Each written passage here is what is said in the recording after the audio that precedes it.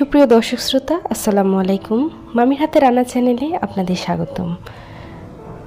আমের সিজন তো চলে যাচ্ছে, তো ভাবলাম একটি আমের আচার দিতেই হবে।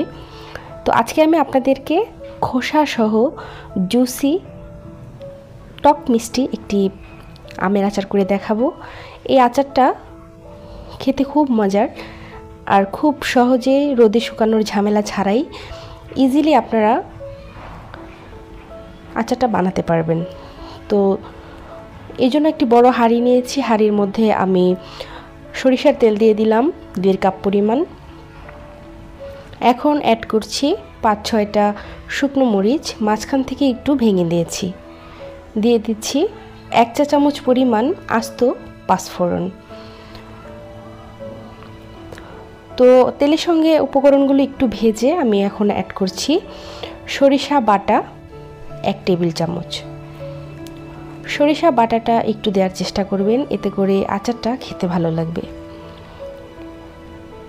তো নেড়েচেড়ে মিশিয়ে নিয়েছি। এখন আমি দিয়ে দিচ্ছি স্লাইস করে কেটে রাখা খোসা সহ আমগুলো কিন্তু আমি আস্ত অবস্থাতেই ভালো করে কচলে ধুয়ে নিয়েছি। ধুয়ে পানি ঝরিয়ে শুকনো করে তারপর কেটে নিয়েছি।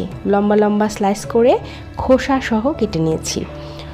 তো আমগুলো আমি সব দিয়ে দিলাম। দিয়ে এখন সরিষা বাটা তেলের সঙ্গে খুব ভালো করে আমগুলোকে আমি মিশিয়ে নিচ্ছি। তো খুব ভালো করে নেড়েচেড়ে মিশিয়ে নিতে হবে।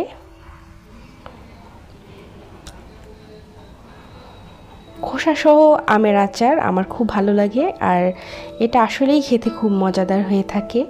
খোসা ছাড়া আমের আচার একরকম, আর খোসাওয়ালা আমের আচারই একরকম।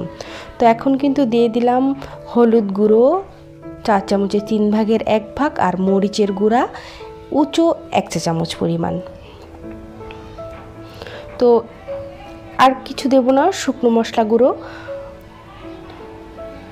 এখন দিয়ে দিচ্ছি লবণ 2 চামচ পরিমাণ, মানে 4 চামচের 2 চামচ পরিমাণ। তো লবণ, হলুদ, মরিচ দিয়ে একটু ভালো করে কিছুক্ষণ সময় নিয়ে নেড়েচেড়ে মিশিয়ে নিতে হবে। চুলার আঁচটা আমি মাঝারি রেখেছি, চুলার আঁচ বাড়িয়ে দিইনি, এতে করে নিচ থেকে লেগে যেতে পারে। এখন দিয়ে দিচ্ছি খেজুর গুড়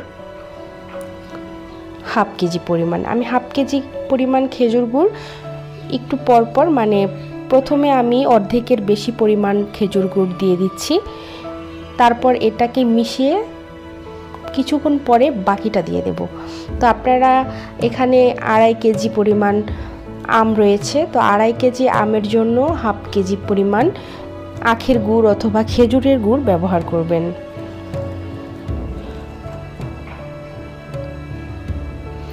তো বাকি খেজুর গুড়টাও আমি দিয়ে দিলাম। দিয়ে খুব ভালো করে নেড়েচেড়ে আমটার সঙ্গে মিশিয়ে নিচ্ছি। তো দেখতে পাচ্ছেন দর্শক শ্রোতা, আমার আমটা কিন্তু গলে গলে যাচ্ছে। চুলার আঁচটা কিন্তু মাঝারি আছে, চুলার আঁচ বাড়িয়ে দিইনি, এতে করে কিন্তু নিচ থেকে লেগে যাবে এবং পোড়া গন্ধ করবে। তো এখন আমি দিয়ে দিচ্ছি 1/3 কাপ পরিমাণ ভিনেগার। তো ভিনেগারটা দিলে হবে কি, আচারটা অনেক দিন ভালো থাকবে, নষ্ট হওয়ার কোনো চান্স থাকবে না। তো আপনারা নর্মালি বয়ামে রেখে এটা ফ্রিজ ছাড়া বাইরে রেখেও খেতে পারবেন। তো মিষ্টিটা একটু চেক করে নিচ্ছি, আমার মিষ্টিটা একদম পারফেক্ট আছে। তো আমি এখানে কিছু পাঁচফোড়নের গুঁড়ো একটু তেলে তারপর গুঁড়ো করে নিয়েছি, আস্ত পাঁচফোড়ন। তো এখানে পাঁচফোড়নের গুঁড়ো আছে 1 টেবিল চামচ পরিমাণ।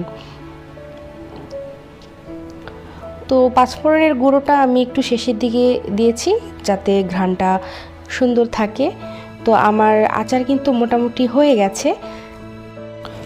এখন আমি অল্প কিছুক্ষণ নাড়াচাড়া করে আচারটাকে তুলে ফেলব।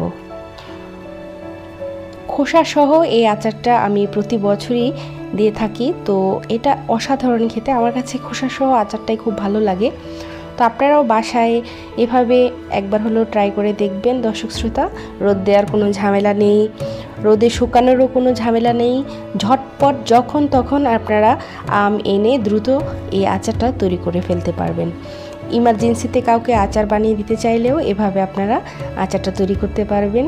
আশা করি নিরাশ হবেন না। সবাই ভালো থাকবেন, সুস্থ থাকবেন, আমার চ্যানেলটা সাবস্ক্রাইব করবেন। আজকের মতো এই পর্যন্তই। আল্লাহ হাফেজ।